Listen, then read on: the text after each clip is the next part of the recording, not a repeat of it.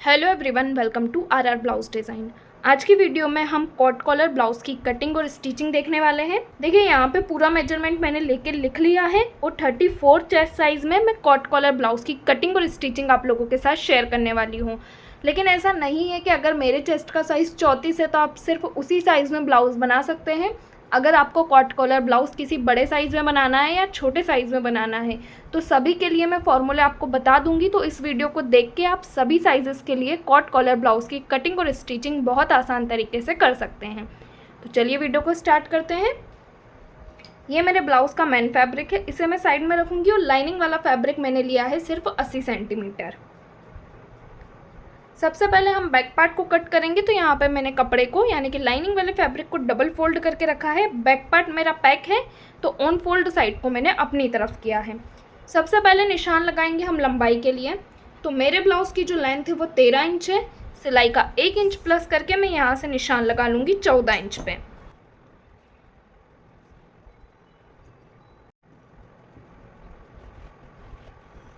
Length का निशान लगाने के बाद दूसरा निशान में लगाऊंगी फुल शोल्डर का हाफ करके। जितना भी आपका शोल्डर रहेगा उसको डिवाइड 2 करना है और जितना भी आएगा उतना शोल्डर आपको यहाँ पे रखना है। मेरे शोल्डर है 14 इंच के तो यहाँ पे मैं शोल्डर का निशान लगाऊंगी 7 इंच पे। आर्म होल का निशान लगाएंगे तो जितना आपने शोल्डर रखा होगा बस उससे हाफ इंच बढ़ा के आर्म होल का निशान लगाना है। शोल्डर है मेरा 7 इंच का, हाफ इंच बढ़ा के आर्म होल का निशान में लगा लूँगी 7.5 इंच पे। शोल्डर से आर्म होल वाली लाइन को मिलाएंगे और चेस्ट लाइन को भी स्ट्रेट कर लेंगे। अब निशान लगा लेंगे चेस्ट के लिए। तो देखिए जो भी आपके चेस्ट का साइज़ रहेगा उसमें 2 इंच प्लस करके आपको निशान लगाना है। जैसे अभी मेरे चेस्ट का साइज़ कितना है 34, तो इसमें 2 इंच की मैं लूजिंग ऐड करूँगी क्योंकि देखिए पीछे का गला जो रहता है ना वो हमारा पूरा पैक हो जाता है। पीछे की तरफ से डीप नहीं होता है जो कि फैल के हमारे चेस्ट के साइज़ को कवर कर ले। तो अगर जितना आपका चेस्ट का साइज़ रहता है उतने इंच पे आप निशान लगाते हैं तो ब्लाउज़ चेस्ट में जाने के बाद टाइट बैठता है, फिर एकदम फिट नहीं होता है। तो 2 इंच की लूजिंग ऐड कर लीजिए, यानी कि जो भी चेस्ट का साइज़ है उससे 2 इंच बढ़ा के रख लीजिए। तो उसको बढ़ाना कैसे है वो भी मैं आपको क्लियर कर देती हूँ। सबसे पहले आपको 2 इंच प्लस करना है। जैसे मेरे चेस्ट का साइज़ 34 है तो उसमें 2 इंच प्लस किया तो कितना हो गया मेरा 36। अब 36 को मैं डिवाइड 4 करूँगी, कितना आया मेरा 9 इंच। तो यहाँ से चेस्ट का निशान में कितने इंच पे लगा लूँगी 9 इंच पे। इसी तरह जो भी आपके चेस्ट का साइज़ होगा उसमें आपको पहले 2 इंच प्लस करना है, जितना आएगा उसको डिवाइड 4 करके निशान लगाना है। चेस्ट में 1.5 इंच का सिलाई मार्जिन रख लेंगे। वेस्ट के लिए निशान लगा लूँगी तो वेस्ट है मेरी 30 इंच की। इसमें हमारी कुछ भी लूजिंग ऐड नहीं होगी, जितनी भी आपकी वेस्ट रहेगी डिवाइड 4 करके आपको निशान लगाना है। और मार्जिन आपको यहाँ पे रखना है 2.5 इंच, क्योंकि वेस्ट में हमारा डॉट पॉइंट आता है इसलिए मार्जिन हमारा यहाँ पे ज़्यादा रहेगा। डॉट पॉइंट के लिए निशान लगा लेंगे तो ये निशान आपको लगाना है 4 इंच पे, यहाँ से भी 4 इंच पे। लंबाई के लिए भी आप इसे रखेंगे 4 इंच और दोनों तरफ से सिलाई में कवर होगा हाफ इंच।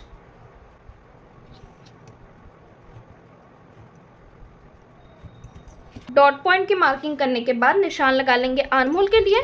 तो बैक पार्ट में आपको आर्म होल का निशान लगाना है 1 इंच पे, हाफ इंच यहाँ से आर्म होल को डाउन करना है, कर्व को रखते हुए आर्म होल का शेप देंगे।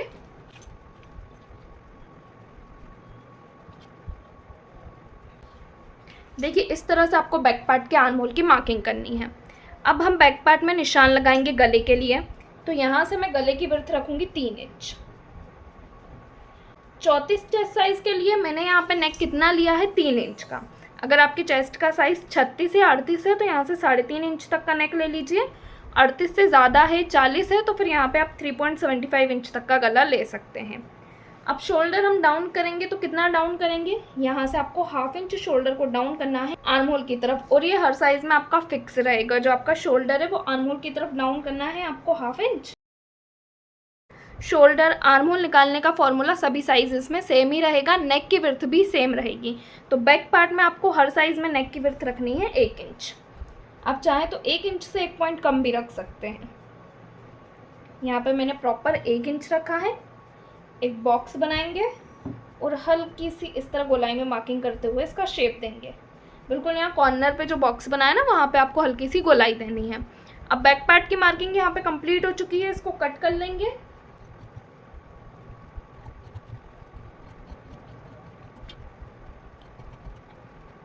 अब जैसे हमारे बैक पार्ट की ड्राफ्टिंग हुई है ना, सेम वैसी हमारी फ्रंट की रहेगी।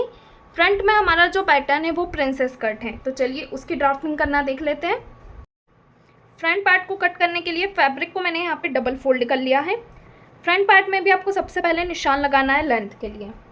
तो बैक पार्ट में जितनी भी आपने लेंथ रखी होगी उससे 1 इंच ज़्यादा बढ़ा के आपको लंबाई लेनी है अपने फ्रंट पार्ट में, क्योंकि फ्रंट पार्ट का जो हमारा पैटर्न है वो प्रिंसेस कट है, इसलिए 1 इंच लंबाई हमारी बढ़ जाएगी। तो बैक पार्ट में लेंथ का निशान था मेरा 14 इंच पे, फ्रंट पार्ट में ये निशान मेरा रहेगा 15 इंच पे। अब फ्रंट हमारा ओपन है, यानी कि फ्रंट में हमारी हुकाई की पट्टी आएगी। तो एक कॉट कॉलर ब्लाउज है, तो इसमें हुकाई की पट्टी का मार्जिन आपको निकालना है 1/2 इंच तक। देखिए यहाँ नीचे की तरफ से मैं कितने इंच पे निशान लगा लूँगी, 1/2 इंच पे। कॉट कॉलर ब्लाउज में इतना ही आपको मार्जिन निकालना होता है सामने की तरफ से। अब इस मार्जिन को छोड़ते हुए ही हमारी सारी मार्किंग होगी। आप चाहें तो इसे अंदर की तरफ इस तरह से फोल्ड भी कर सकते हैं और उसके बाद सारी मार्किंग कर सकते हैं। शोल्डर मैंने निकाला हुआ है, तो शोल्डर का निशान मैं यहाँ से लगा लूँगी 7 इंच पे। आर्म होल का निशान मेरा लगेगा 7.5 इंच पे। शोल्डर से आर्म होल वाली लाइन को मिलाएंगे और चेस्ट लाइन को भी स्ट्रेट कर लेंगे।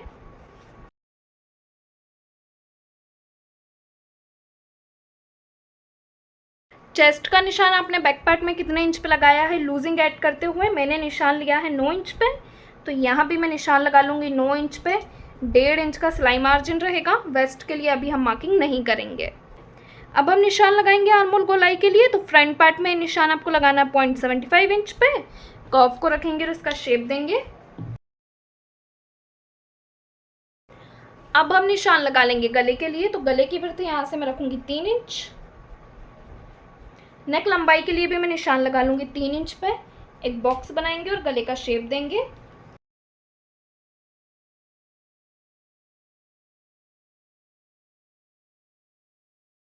गले का शेप देने के बाद अब जो शोल्डर रहेगा उसको मैं डाउन करूंगी 1/2 इंच।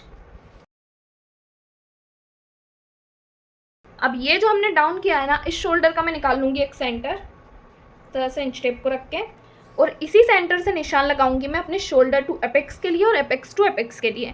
शोल्डर टू एपेक्स से मेरा 8.5 इंच, सिलाई का 1/2 इंच प्लस करके मैं निशान लगा लूंगी 9 इंच पे।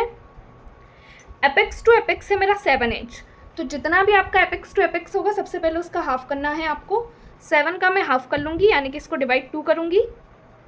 कितना आया मेरा 3.5 इंच। इसमें सिलाई का प्लस करेंगे 0.25 इंच। ना हो गया मेरा 3.75 इंच। हर साइज़ में आपको सिलाई का 0.25 इंच ऐड करना ही है। तो यहाँ से मैं निशान लगाऊंगी 3.75 इंच पे। अब जितना यहाँ ऊपर की तरफ से आपने निशान लगाया होगा ना, उसमें से 1/2 इंच कम करके नीचे की तरफ से निशान लगाना है। तो यहाँ पे मैंने निशान लगाया 3.75 इंच पे। 1/2 इंच कम करके नीचे की तरफ से मैं निशान लगाऊंगी 3.25 इंच पे। दोनों पॉइंट को मिला लेंगे। मिलाने के बाद ये जो डॉट पॉइंट है मेरा सिलाई में कवर होगा 1.5 इंच। इसको भी इस तरह क्रॉस में मिलाऊंगी। अगर आपका साइज़ बड़ा है चेस्ट का तो आप 1.75 इंच तक या 2 इंच तक भी डॉट पॉइंट को सिलाई में कवर कर सकते हैं। अब इसको फोल्ड करेंगे और निशान लगाएंगे वेस्ट के लिए, क्योंकि ये हमारा जाता है स्टिचिंग में। इतना हमारा स्टिचिंग में गया। वेस्ट है मेरी 7.5 इंच की, तो यहाँ से मैं निशान लगा लूँगी 7.5 इंच पे। 1.5 इंच का मार्जिन रहेगा। चेस्ट लाइन से वेस्ट लाइन को मिलाएंगे।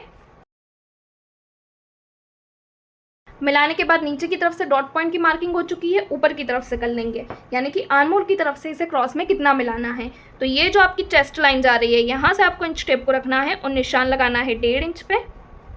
ये जो मैंने 1.5 इंच पे निशान लगाया है, इसको मैं मिला दूंगी अपने एपेक्स पॉइंट से इस तरह क्रॉस में। अब नीचे वाला डॉट पॉइंट मेरा सिलाई में कितना कवर हुआ, 1.5 इंच।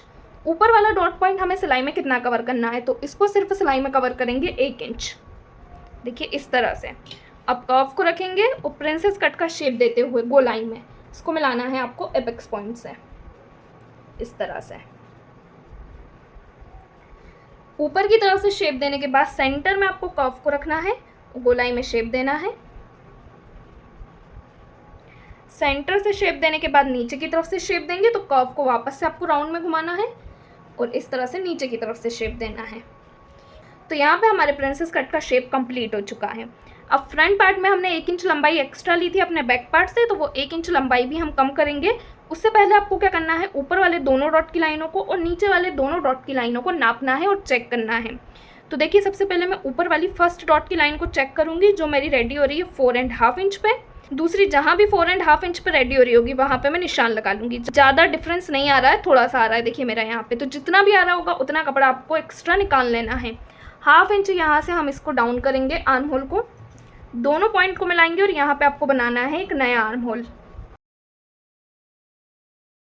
नया आर्म होल बनाने के बाद नीचे वाली दोनों डॉट की लाइनों को भी इसी तरह से नापना है। फर्स्ट रेडी हो रही है मेरी 5.75 इंच पे, दूसरी वाली चेक कर लूँगी, जहाँ भी रेडी हो रही होगी वहाँ पे मैं निशान लगा लूँगी। निशान लगाने के बाद अब हम माइनस करेंगे 1 इंच लंबाई जो हमने एक्स्ट्रा निकाली थी, तो वो यहाँ बैक से माइनस होगी और फ्रंट की तरफ से माइनस होगी। तो सबसे पहले मैं फ्रंट की तरफ से माइनस कर लूँगी। यहाँ से 1 इंच ऊपर आएंगे और इसको क्रॉस में मिलाएंगे अपने फर्स्ट वाले डॉट पॉइंट से। और अगर आप इसे स्ट्रेट रखना चाहते हैं ना, कॉट कॉलर ब्लाउज में ये चीज़ आपको स्ट्रेट चाहिए तो आप स्ट्रेट भी रख सकते हैं।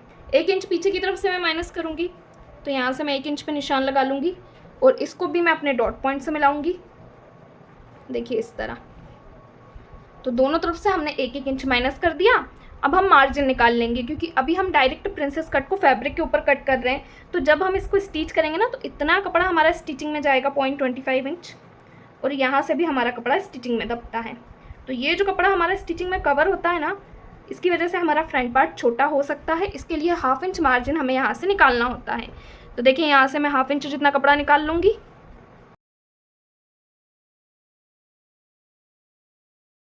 इस तरह से आपको मार्जिन निकालना होता है। अब फ्रंट पार्ट की भी यहाँ पे हमारी मार्किंग कंप्लीट हो चुकी है, इसे भी कट कर लेंगे।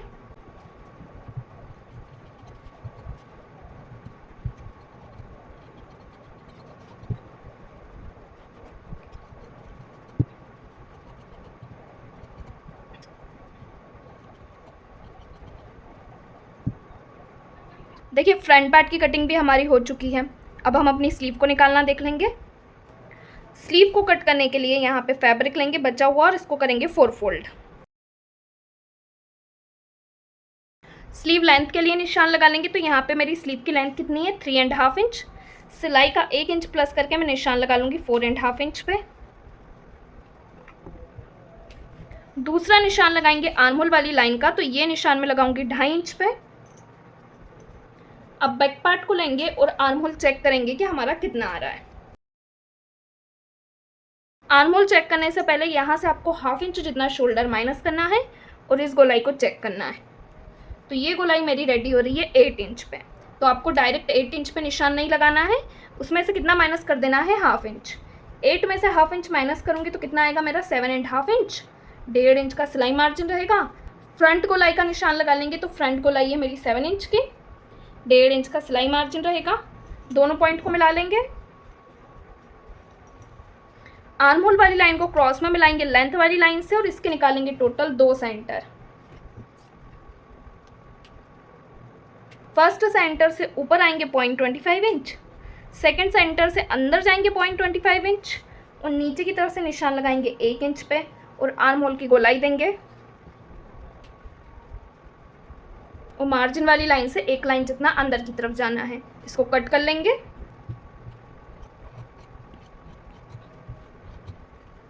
कट करने के बाद स्लीव के सेंटर पे भी एक कट लगा लेंगे। इसको ओपन करेंगे और फ्रंट पार्ट के लिए गोलाई देंगे। तो जो हमने फर्स्ट सेंटर निकाला है ना, उससे अब अंदर आना है 0.25 इंच और नीचे की तरफ से 1/2 इंच पे निशान लगाते हुए इसकी गोलाई देनी है।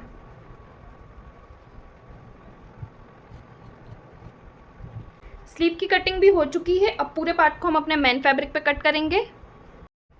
देखिए यहाँ पे पूरे ब्लाउज को मैंने अपने मेन फैब्रिक के ऊपर कट कर लिया है। अब यहाँ पे आपको क्या करना है, फ्रंट का पार्ट लेना है जहाँ पे हमने गला कट किया है। देखो कि मैंने आपको बताया था कि फ्रंट के पार्ट में हमने हुकाई पट्टी के लिए यहाँ पे मार्जिन लिया हुआ है, तो अब हम हुकाई की पट्टी भी यहाँ पे कट कर लेंगे। तो ये जो हुकाई की पट्टी रहेगी वो आपको मेन फैब्रिक से कट करना है। ऐसा नहीं है कि बस हमें पट्टी कट करना है तो हम लाइनिंग वाले फैब्रिक की निकाल लें। यहाँ पे हमारा कॉट कॉलर है ना, तो उसके लिए आपको मेन फैब्रिक की ही पट्टी लेनी है। तो देखिए यहाँ पे मैंने मेन फैब्रिक लिया है जिसको मैंने डबल फोल्ड करके रखा है। डबल फोल्ड करने के बाद इसकी चौड़ाई हमें कितनी रखनी है, तो इसकी चौड़ाई आपको इतनी लेनी है कि ये जो आपने गला कट किया है ये यहाँ तक से थोड़ी सी एक्स्ट्रा चली जाए, नेक से यहाँ। तो इसको मैं नाप लूँगी, इसके ऊपर मैं रखूँगी क्योंकि इस पट्टी में हमें हमारा नेक भी कवर करना है, जो कि मैं आपको स्टिचिंग में क्लियर कर दूँगी। तो हल्का सा अगर इसे हम निकलने देंगे तो ये पट्टी मेरी कितने इंच पे आ रही है, 5 इंच पे आ रही है। जो पट्टी रहेगी इसका कॉर्नर भी हमें फोल्ड करना होता है, तो आप चाहें तो 5 इंच से एक्स्ट्रा निकाल सकते हैं 5.5 इंच तक, पर 5.5 इंच से आपको कम नहीं रखना है इस पट्टी की चौड़ाई को। यहाँ से मैं निशान लगा लूँगी 5.5 इंच पे, और लंबाई भी हमारी सेम इसी के बराबर आनी चाहिए, तो लंबाई का निशान भी मैं लगा लूँगी यहाँ पे। इसको मिला लेंगे और कट कर लेंगे।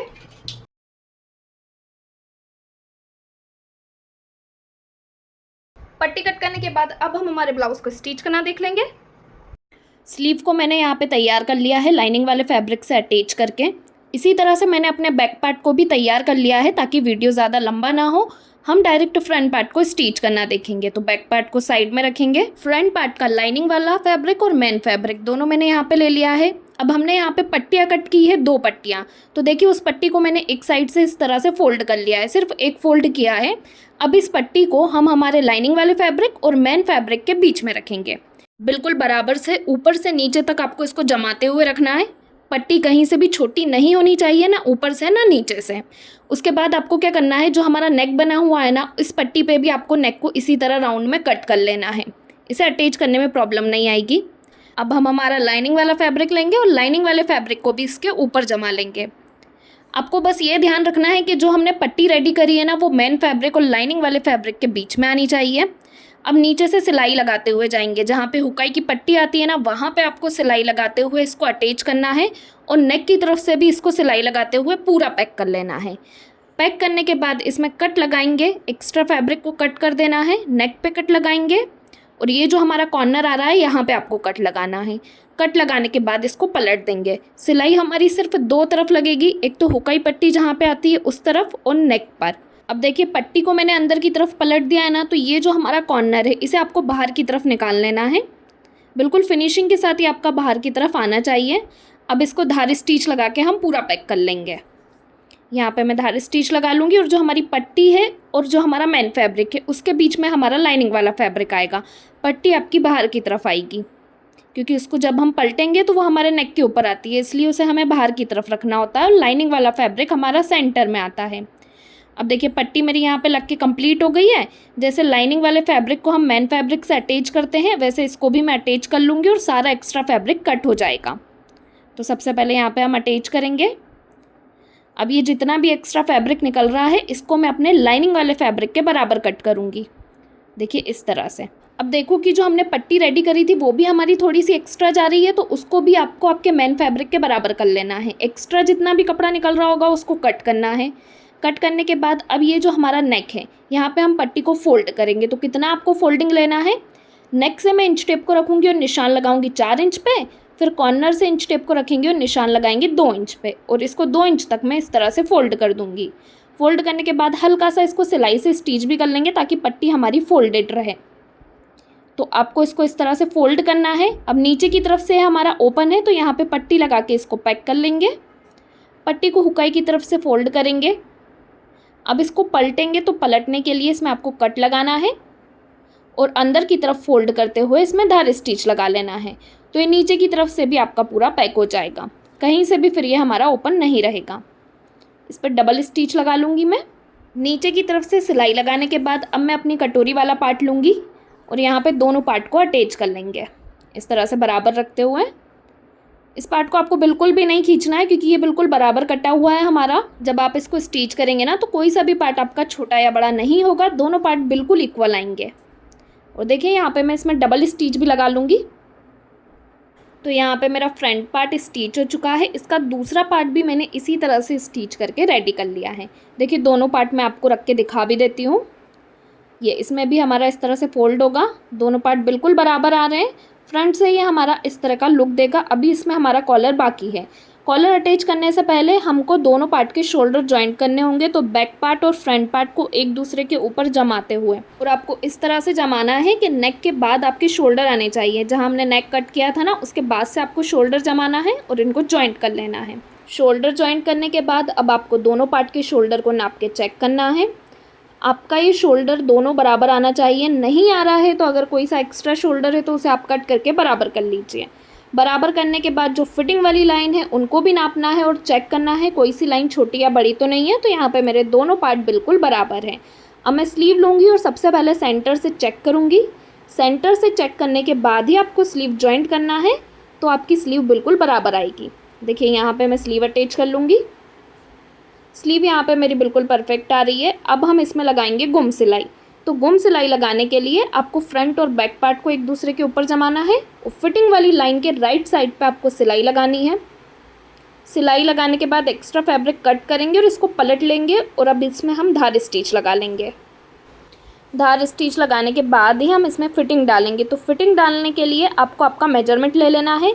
मेरी वेस्ट का मेजरमेंट है 30 जहाँ भी आ रहा होगा वहाँ पे मैं मार्क कर लूँगी और कपड़े को डबल फोल्ड करके यहाँ पे मैं चेक करूँगी कितना आ रहा है मेरा 1.25 इंच। तो अब यहाँ वेस्ट की तरफ से सिलाई में मेरा कितना कपड़ा कवर होगा 1.25 इंच। चेस्ट है मेरा 34 इंच का, 2 इंच की लूजिंग ऐड करते हुए चेस्ट का निशान में लगाऊंगी 9 इंच पे।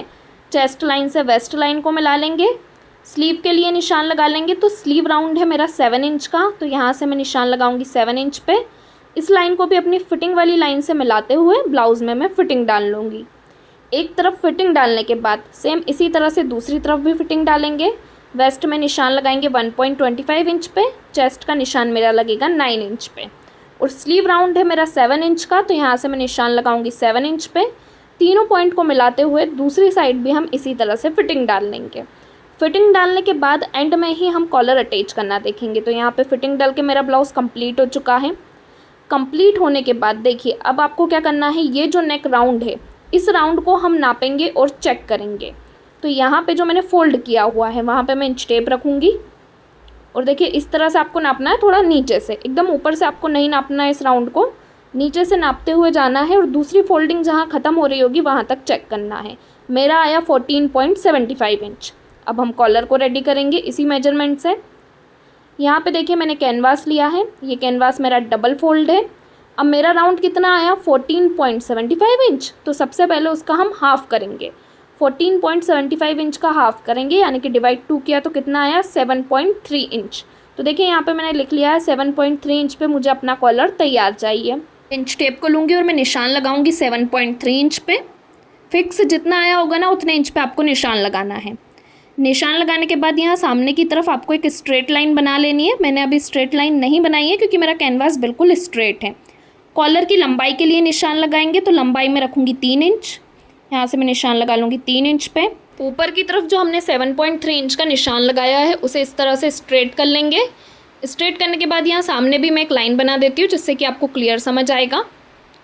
लाइन बनाने के बाद अब जो हमारी कॉलर रहती है ना, जब नेक पे अटैच होती है तो वो एकदम स्ट्रेट नहीं होती है। यहाँ पे आपको हल्का राउंड में इसको लेना होता है। तो देखिए 1/2 इंच तक हम इसे राउंड कर लेंगे। यहाँ से कर्व को रखेंगे और आपको इसको राउंड में मिला लेना है, तो नेक पे बहुत फिनिशिंग के साथ आपकी कॉलर अटैच होगी।